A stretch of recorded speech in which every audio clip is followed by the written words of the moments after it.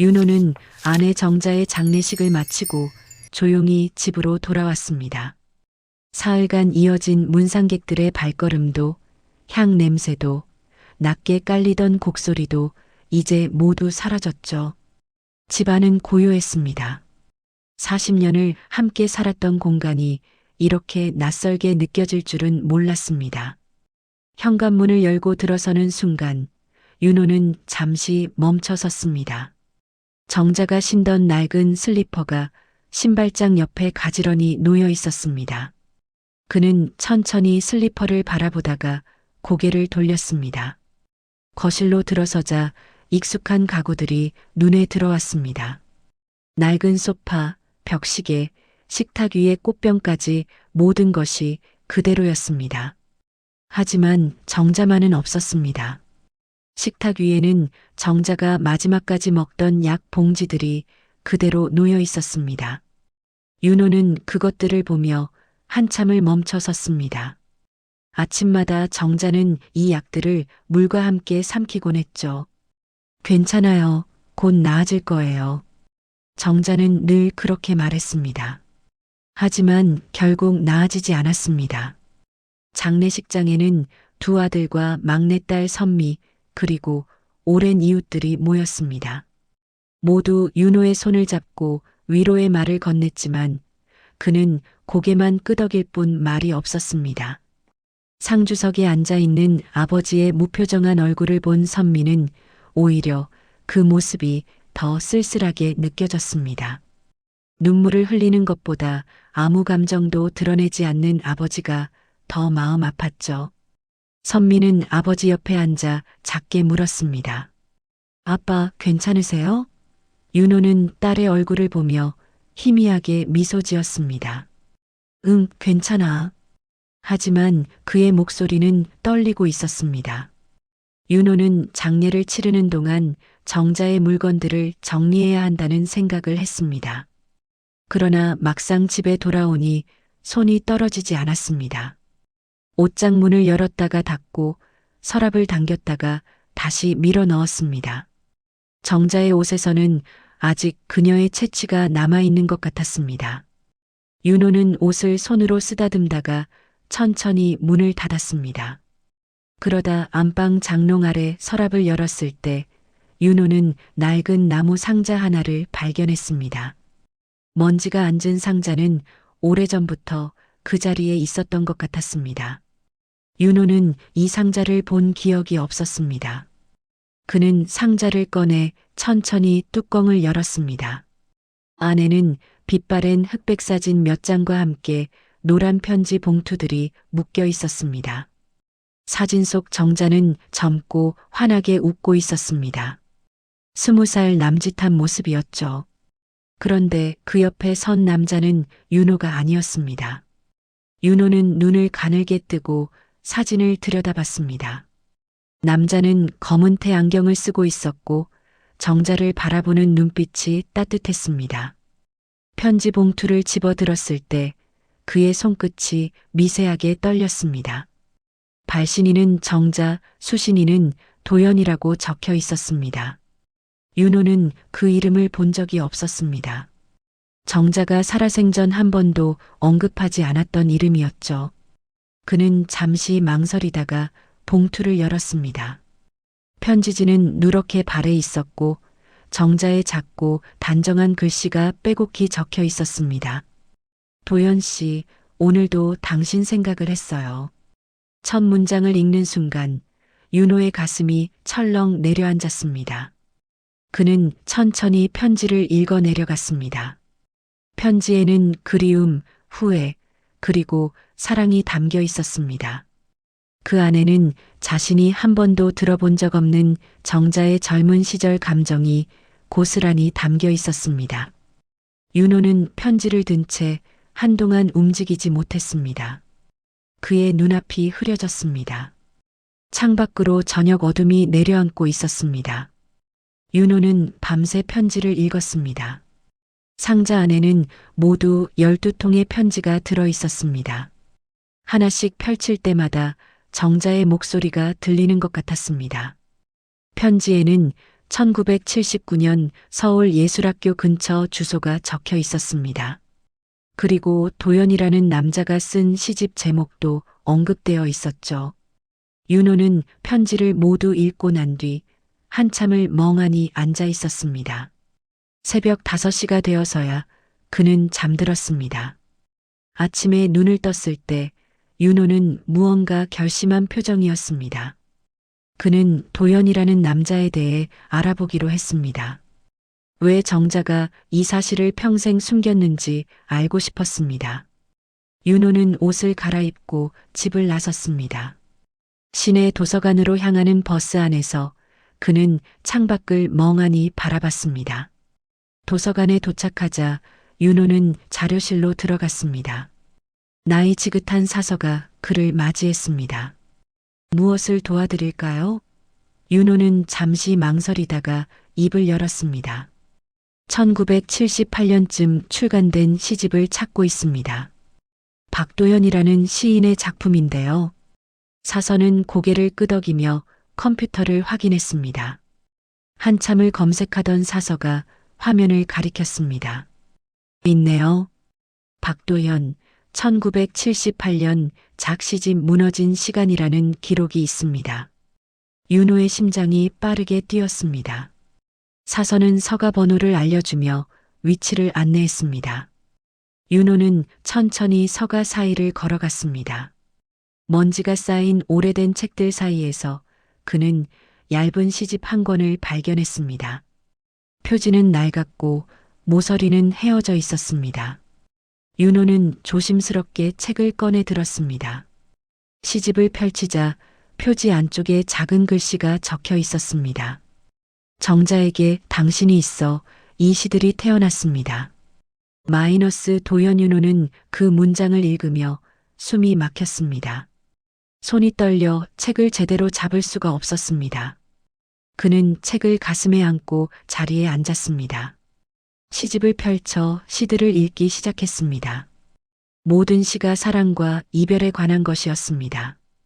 그리고 그 시들 속에는 정자라는 이름이 숨어 있는 것 같았습니다. 윤호는 혼란스러웠습니다.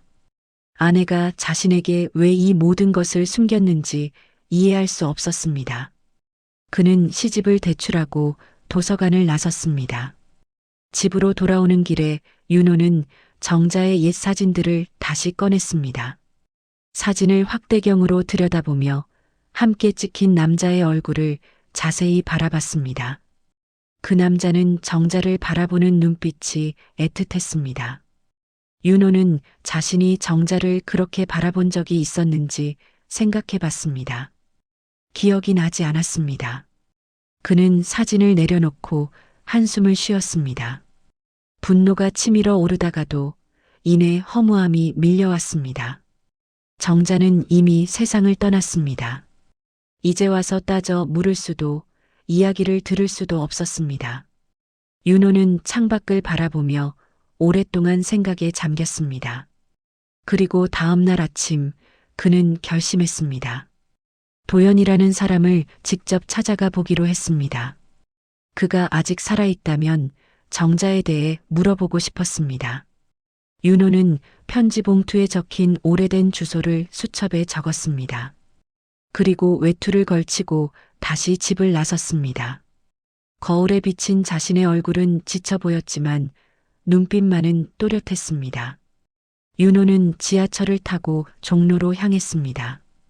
편지 봉투에 적힌 주소는 종로 3가 근처의 낡은 골목이었습니다. 지하철에서 내려 좁은 골목길을 따라 걸어가자 오래된 건물들이 눈에 들어왔습니다. 재개발을 기다리는 듯 빈 가게들이 많았습니다. 윤호는 주소를 확인하며 천천히 걸었습니다. 골목 끝에 낡은 간판을 단 인쇄소가 하나 보였습니다. 대흥 인쇄소라는 글씨가 희미하게 남아 있었습니다. 윤호는 문을 밀고 안으로 들어갔습니다. 인쇄기 돌아가는 소리와 잉크 냄새가 코를 찔렀습니다. 안쪽에서 머리가 허연 노인이 나왔습니다. 무슨 일이십니까? 윤호는 잠시 머뭇거리다가 물었습니다. 혹시 이 근처에 박도연이라는 분을 아십니까? 노인은 눈을 가늘게 뜨고 윤호를 바라봤습니다. 박도연? 그 이름 오랜만에 듣네요. 윤호의 가슴이 두근거렸습니다. 노인은 의자를 권하며 천천히 말을 이어갔습니다. 도연이는 예전에 이 근처에서 시를 쓰던 젊은이였어요. 자주 이 인쇄소에 들러서 시집을 만들곤 했죠. 윤호는 노인의 말을 놓치지 않으려고 집중했습니다. 그분이 지금 어디 계신지 아십니까?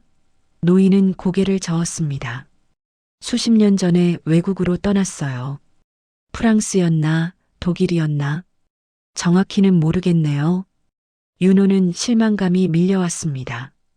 그럼 돌아오지 않으셨나요? 노인은 창밖을 바라보며 대답했습니다. 소식이 끊겼어요. 아마 그쪽에서 계속 살고 있을 겁니다. 윤호는 망연해졌습니다. 이렇게 끝날 수는 없었습니다. 노인은 윤호의 표정을 보고 잠시 생각하더니 말했습니다. 그런데 도연이의 조카딸이 아직 이 근처에 있어요. 출판사에서 일한다고 들었습니다. 윤호는 고개를 번쩍 들었습니다. 출판사요? 어디에 있습니까? 노인은 손가락으로 방향을 가리켰습니다. 여기서 2블록 가면 작은 출판사가 하나 있어요. 문우출판사라고. 거기서 일하는 젊은 여자가 도연이 조카딸입니다. 윤호는 노인에게 고맙다는 인사를 하고 서둘러 밖으로 나왔습니다. 골목을 빠져나가 큰 길로 나서자 작은 건물들이 늘어서 있었습니다. 윤호는 건물 간판들을 하나씩 확인하며 걸었습니다. 문우출판사라는 간판이 3층 건물에 붙어 있었습니다. 그는 건물 안으로 들어가 좁은 계단을 올라갔습니다. 2층에 문우출판사 사무실이 있었습니다. 윤호는 문을 노크하고 안으로 들어갔습니다. 작은 사무실 안에는 30 초반쯤 되어 보이는 여자가 책상에 앉아 있었습니다. 그녀는 윤호를 보고 일어서며 물었습니다. 어떻게 오셨어요? 윤호는 잠시 말을 고르다가 조심스럽게 입을 열었습니다. 박도연 씨의 가족을 찾고 있습니다. 여자는 놀란 표정을 지었습니다. 제가 박도연의 손녀입니다. 수아라고 해요. 윤호는 가슴이 뛰었습니다. 그는 가방에서 정자의 편지 한 통을 꺼내 수아에게 건넸습니다. 이것을 보여드리고 싶어서 왔습니다. 수아는 편지를 받아들고 천천히 읽기 시작했습니다. 그녀의 얼굴이 점점 굳어졌습니다. 편지를 다 읽은 수아는 한동안 말을 잇지 못했습니다. 그녀는 조용히 말했습니다. 잠시만 기다려주세요. 수아는 안쪽 서랍을 열고 오래된 봉투 하나를 꺼냈습니다. 그녀는 떨리는 손으로 봉투를 윤호에게 건넸습니다. 할아버지가 돌아가시기 전에 이걸 남기셨어요. 정자 씨가 보낸 마지막 편지라고 하셨습니다. 윤호는 봉투를 받아들고 손이 떨렸습니다. 그는 천천히 봉투를 열고 편지를 꺼냈습니다. 정자의 글씨였습니다. 윤호는 숨을 깊이 들이마시고 편지를 읽기 시작했습니다. 편지의 첫 문장이 윤호의 눈에 들어왔습니다. 도연 씨, 나는 결국 그 사람과 결혼했습니다. 하지만 당신을 잊지 못했습니다. 윤호는 숨을 고르며 계속 읽어내려갔습니다. 편지에는 정자의 고백이 담겨 있었습니다. 그녀는 도연을 사랑했지만 그와의 미래는 불확실했다고 적었습니다. 도연은 시인이었고 가난했으며 불안정한 삶을 살았습니다. 정자의 부모는 그런 도연을 반대했습니다. 그리고 윤호가 나타났습니다. 성실하고 안정적이며 믿을 수 있는 사람이었습니다. 정자는 현실을 선택했습니다. 하지만 마음 한편에는 늘 도연이 남아 있었다고 편지는 말하고 있었습니다. 윤호는 편지를 읽으며 손이 떨렸습니다. 분노가 치밀어 올랐지만 동시에 슬픔도 밀려왔습니다. 편지의 마지막 부분에 이르자 윤호는 숨이 멎는 듯 했습니다. 당신을 사랑했지만 나는 그보다 윤호의 곁을 지키기로 했습니다. 그것이 옳은 일이라고 믿었고 후회하지 않으려 애썼습니다. 윤호는 좋은 사람입니다. 나는 그 사람을 사랑하는 법을 배웠습니다. 윤호는 편지를 다 읽고 눈을 감았습니다. 그는 의자에 깊이 기대 앉았습니다. 마음속이 복잡했습니다. 배신감과 이해, 분노와 연민이 뒤섞였습니다. 수아는 조용히 윤호를 바라보고 있었습니다. 그녀도 이 편지를 읽었을 때 충격을 받았을 것입니다. 윤호는 천천히 눈을 떴습니다. 수아가 조심스럽게 말을 건넸습니다. 할아버지는 정자 씨의 편지를 단 한 장도 버리지 않으셨어요. 돌아가시기 전까지 그 편지들을 간직하셨습니다. 윤호는 고개를 끄덕였습니다. 그는 도연이라는 남자가 정자를 얼마나 사랑했는지 알 것 같았습니다. 그리고 정자 역시 그를 잊지 못했다는 것도 이제는 이해가 되었습니다. 윤호는 수아를 바라보며 물었습니다. 박도연 씨는 언제 돌아가셨습니까? 수아는 잠시 생각하다가 대답했습니다. 10년 전입니다. 프랑스에서 돌아오신 지 얼마 안 돼서 돌아가셨어요. 윤호는 고개를 숙였습니다. 도연은 이미 세상을 떠났습니다. 정자도 떠났습니다. 이제 남은 것은 편지뿐이었습니다. 윤호는 마음속으로 두 사람의 관계를 그려보았습니다. 그것은 단순한 불륜이나 배신이 아니었습니다. 서로를 깊이 존중하고 각자의 길을 선택한 두 사람의 이야기였습니다. 정자는 윤호를 선택했고 40년을 함께 살았습니다. 그녀는 성실하게 아내의 역할을 다했습니다. 하지만 마음 한편에는 늘 도연이 있었습니다. 윤호는 그 사실이 슬프면서도 이해가 되었습니다.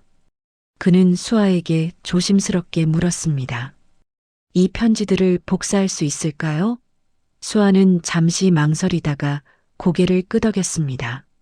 네, 그러세요. 이 편지들은 어르신의 것이기도 하니까요. 윤호는 고맙다는 인사를 했습니다. 수아는 복사기로 편지를 복사해 주었습니다. 윤호는 복사된 편지를 받아 가방에 넣었습니다.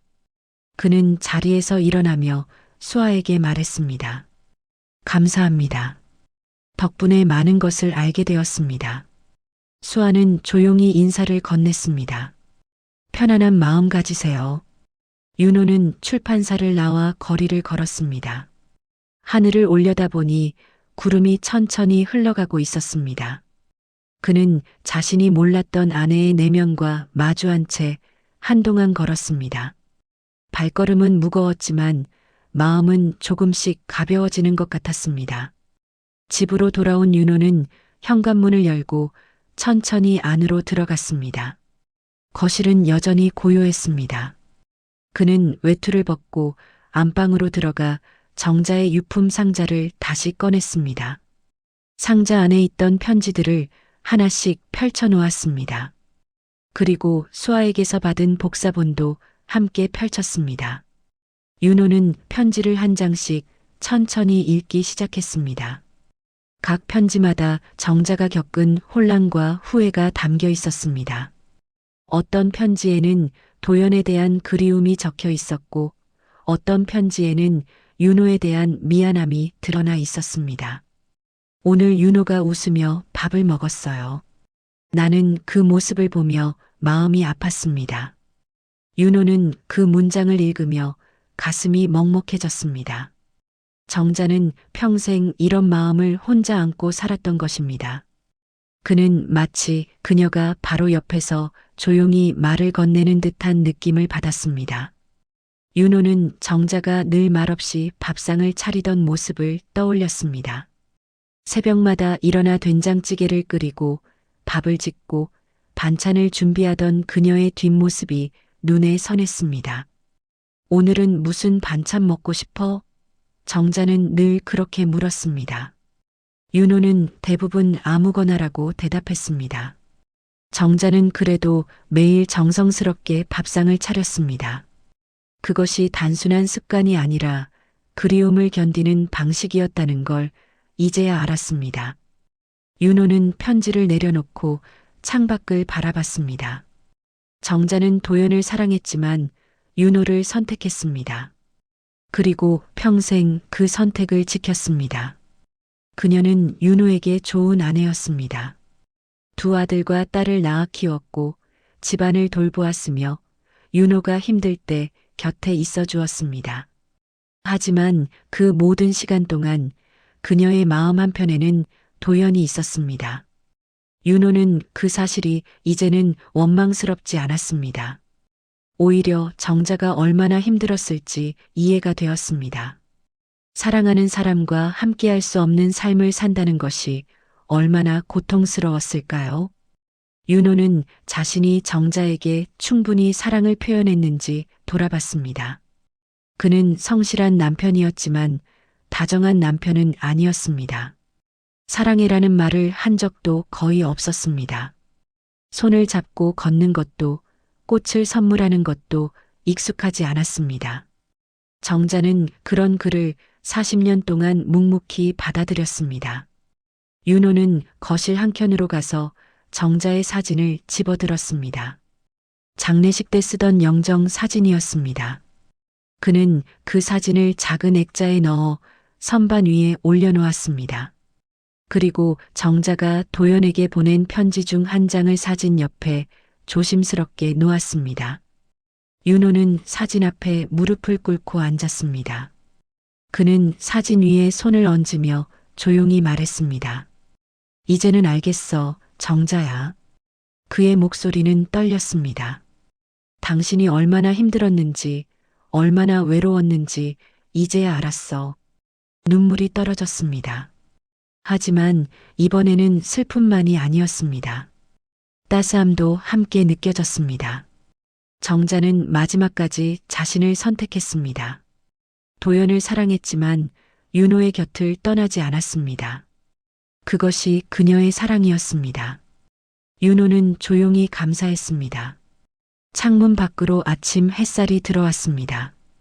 햇살은 정자의 사진을 비추며 부드럽게 빛났습니다. 윤호는 그 빛을 바라보며 잔잔한 미소를 지었습니다. 그는 더 이상 혼자가 아니라는 걸 느꼈습니다. 정자는 여전히 그의 곁에 있었습니다. 수아는 사무실 책상에 앉아 윤호가 건넨 편지 복사본을 다시 펼쳤습니다. 그녀는 한 장 한 장 천천히 읽어 내려갔습니다. 정자의 글씨는 단정했고 문장은 솔직했습니다. 수아는 이 편지들이 단순한 개인의 기록이 아니라는 생각이 들었습니다. 한 사람의 인생이 고스란히 담긴 이야기였습니다. 그녀는 컴퓨터를 켜고 새 파일을 열었습니다. 제목을 입력했습니다. 정자의 편지 그리고 그 아래 작은 글씨로 윤호에게라고 덧붙였습니다. 수아는 이 편지들을 정리해 책으로 만들고 싶었습니다. 할아버지 박도형과 정자, 그리고 윤호의 이야기를 세상에 남기고 싶었습니다. 그녀는 다음날 출판사 대표를 찾아갔습니다. 대표는 50대 중반의 차분한 여성이었습니다.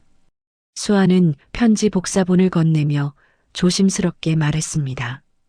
이 이야기를 책으로 만들고 싶습니다. 대표는 편지를 읽기 시작했습니다. 한참 동안 그녀는 말없이 편지에 집중했습니다. 마지막 장을 덮은 대표는 수아를 바라보며 고개를 끄덕였습니다. 좋은 이야기네요. 진행해 보세요. 수아는 기뻤습니다. 그녀는 윤호에게 연락을 했습니다. 윤호는 전화를 받고 잠시 망설이다가 대답했습니다. 책으로 만든다고요? 수아는 조심스럽게 설명했습니다. 네, 정자 씨와 할아버지의 이야기를 많은 사람들과 나누고 싶어요. 괜찮으시겠어요? 윤호는 한참을 생각했습니다. 정자의 비밀을 세상에 공개하는 것이 옳은 일일까요? 하지만 그는 이내 결심했습니다. 좋습니다. 그렇게 하세요. 그는 정자의 이야기가 누군가에게 위로가 될 수 있다면 의미 있는 일이라고 생각했습니다. 윤호는 전화를 끊고 자신의 노트를 꺼냈습니다. 그는 며칠 전부터 정자와의 결혼 생활에 대해 글을 쓰기 시작했습니다. 처음에는 몇 줄 적다가 멈췄지만 점점 글이 늘어났습니다. 그는 정자와 처음 만난 날을 떠올렸습니다. 1980년 봄 친구의 소개로 만난 그녀는 수줍게 웃고 있었습니다.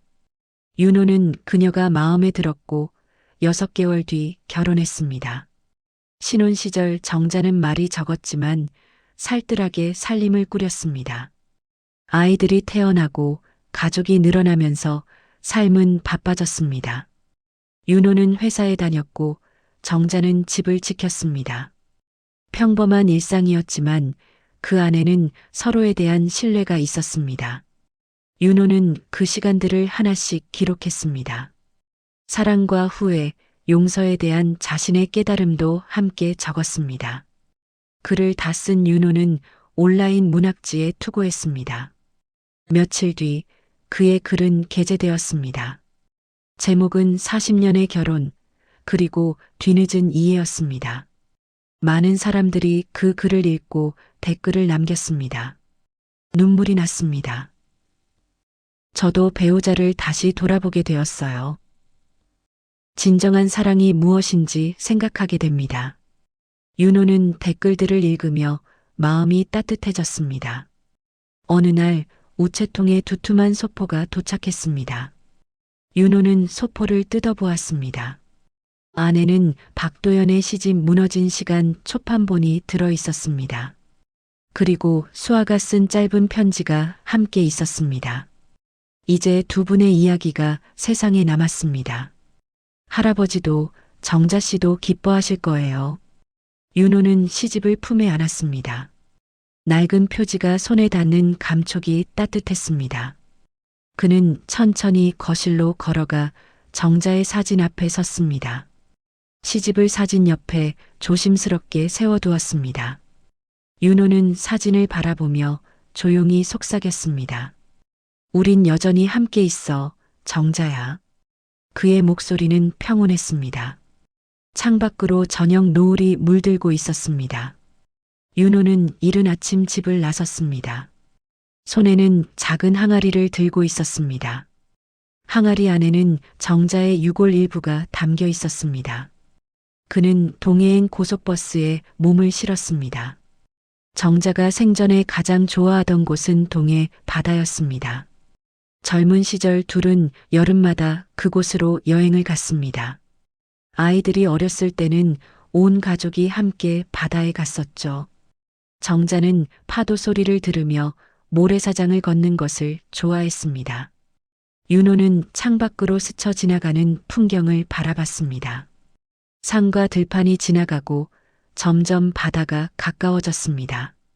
버스가 동해시 터미널에 도착했습니다. 윤호는 천천히 버스에서 내려 택시를 탔습니다. 망상의 수욕장으로 가주세요. 택시는 해안도로를 따라 달렸습니다. 창밖으로 푸른 바다가 펼쳐졌습니다. 윤호는 항아리를 무릎 위에 조심스럽게 올려놓았습니다. 망상의 수욕장에 도착하자 윤호는 택시에서 내렸습니다. 바닷바람이 얼굴을 스쳤습니다. 짠 냄새와 함께 파도 소리가 들려왔습니다. 윤호는 천천히 모래사장을 걸었습니다. 아직 이른 시간이라 사람이 많지 않았습니다. 그는 파도가 밀려오는 곳까지 걸어갔습니다. 모래에 발이 푹푹 빠졌습니다. 윤호는 파도 가까이 다가가 무릎을 꿇었습니다. 항아리 뚜껑을 열고 안에서 작은 편지 한 장을 꺼냈습니다. 그것은 윤호가 정자에게 쓴 마지막 편지였습니다. 정자야, 이제야 당신의 마음을 알았어. 당신이 나를 선택해줘서 고마워. 평생 함께해줘서 고마워. 윤호는 편지를 조심스럽게 바다에 띄웠습니다. 바람이 불어 편지가 천천히 물 위를 떠다녔습니다. 파도가 밀려오며 편지를 실어 나르기 시작했습니다. 윤호는 그 모습을 묵묵히 바라봤습니다. 편지는 점점 멀어져 갔습니다. 그는 항아리를 들고 일어섰습니다. 그리고 조용히 유골 일부를 바다에 뿌렸습니다. 하얀 가루가 바람에 날려 파도 위로 흩어졌습니다. 윤호는 작게 미소를 지었습니다. 정자야, 이제야 내 마음을 알겠어. 그의 목소리는 바람에 실려 사라졌습니다. 바다 위로 햇살이 부서지며 반짝였습니다. 윤호의 눈가에 눈물이 맺혔습니다. 하지만 그것은 슬픔의 눈물이 아니었습니다. 이해와 용서, 그리고 감사의 눈물이었습니다. 그는 손가락에 남은 모래를 털었습니다. 그리고 조용히 자리에서 일어났습니다. 멀리서 갈매기 한 마리가 날아왔습니다. 갈매기는 바다 위를 선회하며 울음소리를 냈습니다. 윤호는 갈매기를 바라보며 잠시 서 있었습니다. 파도 소리가 점점 잦아들었습니다. 바람은 여전히 불고 있었습니다. 윤호는 하늘을 바라봤습니다. 구름 사이로 햇살이 쏟아지고 있었습니다. 그는 마음속으로 마지막 인사를 전했습니다. 안녕, 정자야. 편히 쉬어. 윤호는 천천히 발걸음을 돌렸습니다. 모래사장을 걸어 나오는 그의 뒷모습은 쓸쓸하지 않았습니다. 오히려 평온해 보였습니다. 그는 빈 항아리를 가방에 넣고 해변을 떠났습니다. 바다는 여전히 그 자리에서 파도를 일으키고 있었습니다. 햇살은 수면 위에서 반짝이며 빛나고 있었습니다. 윤호는 버스 정류장으로 향했습니다. 그의 발걸음은 가벼웠습니다. 이제 그는 정자를 보내줄 수 있었습니다. 그리고 남은 시간을 평온하게 살아갈 수 있을 것 같았습니다. 몇 달이 흘렀습니다. 가을이 깊어지고 거리의 나뭇잎들이 노랗게 물들었습니다. 서울 시내 작은 서점 한켠에 새로운 책이 진열되었습니다. 표지에는 낡은 편지 봉투와 작은 바다 그림이 그려져 있었습니다. 제목은 정자의 편지였습니다. 수아는 서점을 찾아가 그 책을 손에 들었습니다. 책장을 넘기자 할아버지 박도연의 시와 정자의 편지, 그리고 윤호의 회고록이 함께 실려 있었습니다. 세 사람의 이야기가 한 권의 책으로 엮인 것입니다. 수아는 조용히 미소 지었습니다. 그녀는 이 이야기가 단순한 사랑 이야기가 아니라는 것을 알고 있었습니다. 선택과 포기, 그리움과 용서에 관한 이야기였습니다. 한 인간이 평생 간직한 진심이 담긴 기록이었습니다. 서점 주인은 책을 눈에 띄는 곳에 배치했습니다. 며칠 뒤부터 사람들이 하나둘 그 책을 집어들기 시작했습니다. 어떤 이는 눈물을 흘리며 읽었고 어떤 이는 오랫동안 생각에 잠겼습니다. 온라인 서점의 리뷰란에는 감동적인 댓글들이 올라왔습니다. 진정한 사랑이 무엇인지 다시 생각하게 됩니다.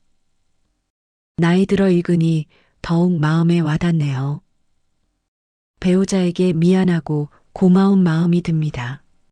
윤호는 시골의 작은 집에서 그 책을 펼쳐보았습니다.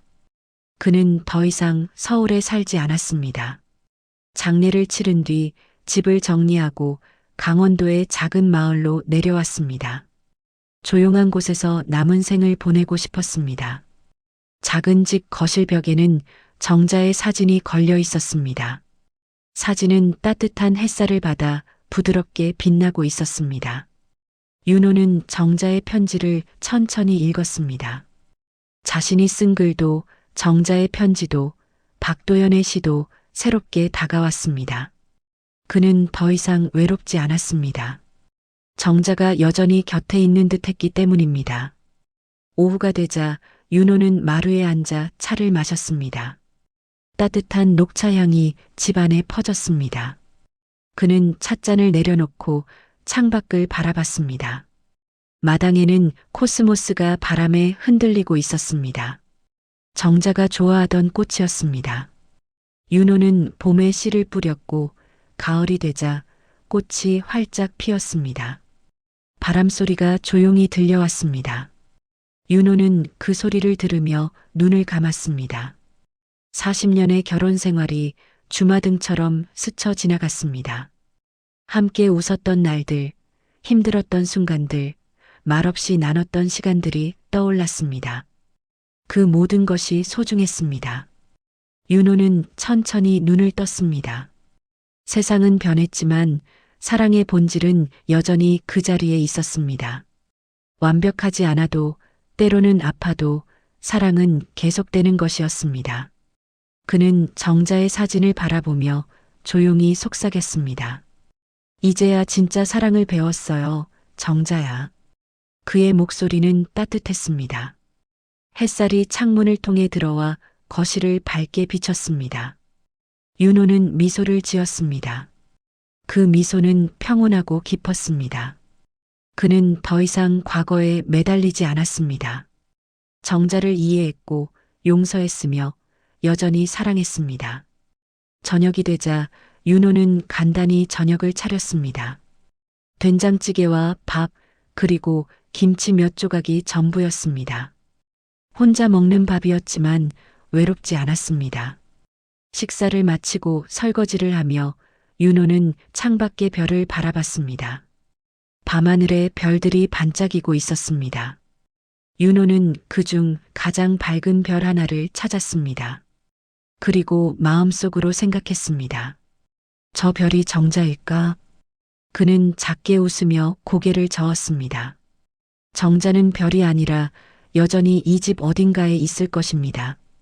윤호는 불을 끄고 잠자리에 들었습니다. 어둠 속에서 그는 마지막으로 한 번 더 속삭였습니다. 잘 자요, 정자야. 그리고 조용히 눈을 감았습니다. 밤은 깊어갔고 집은 고요했습니다. 하지만 그 고요함은 쓸쓸하지 않았습니다. 오히려 평화로웠습니다. 윤호는 편안한 잠에 빠져들었습니다.